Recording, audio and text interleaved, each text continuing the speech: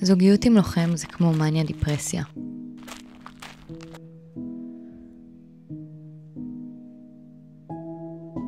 רגע אחד את הכי למעלה בעולם, וברגע שאחריו את לבד, בחדר חשוך. רק את והמחשבות שלך.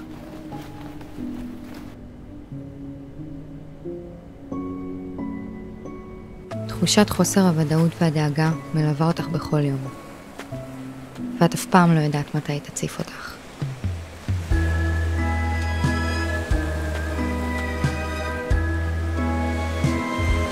מתי הגל יעלה? ומתי הוא יטביע?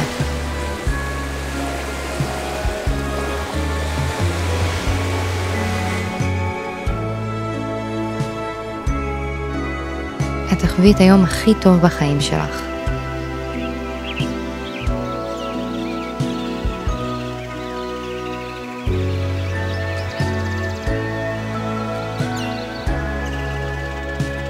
ואז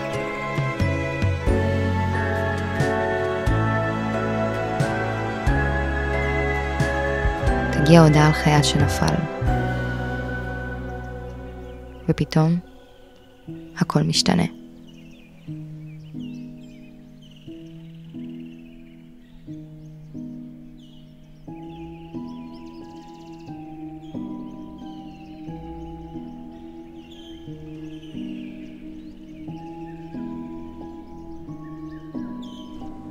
מצד אחד, את מרגישה הקלה, כי זה לא הבן זוג שלך.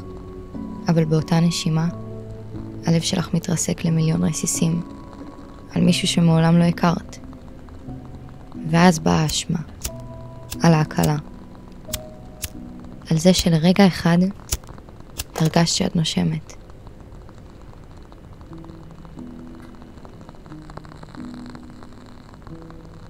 כשאת איתו, את רוצה לנצל כל שנייה.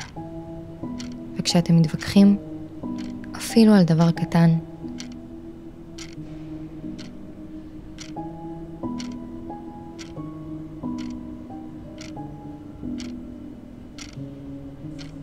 את תתמלאי בחרטה שתלווה אותך ימים שלמים.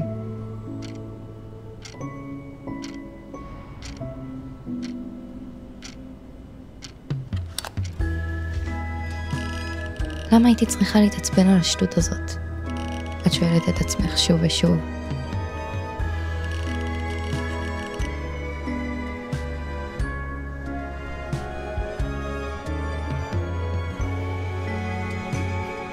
בזמן שאתם צוחקים,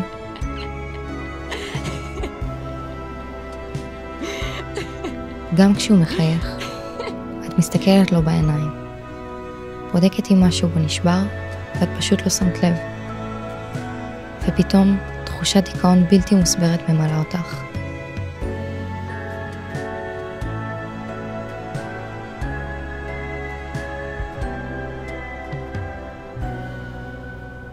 כדי לא לבכות, את מחבקת אותו חזק.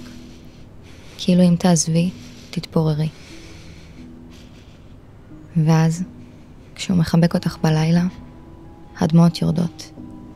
בשקט, כדי שלא ירגיש. למה? את לא יודעת. ואת שונאת את זה. שונאת שלא מצליחה להיות ברגע. שהמוח שלך רץ, גם כשהלב מבקש שקט.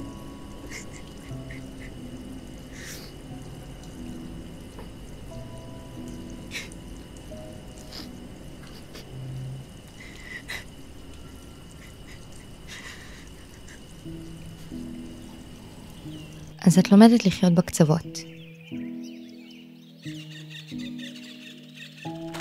בין האור המסנבר לצל הכי עמוק. כי באמצע כבר לא נשאר מקום.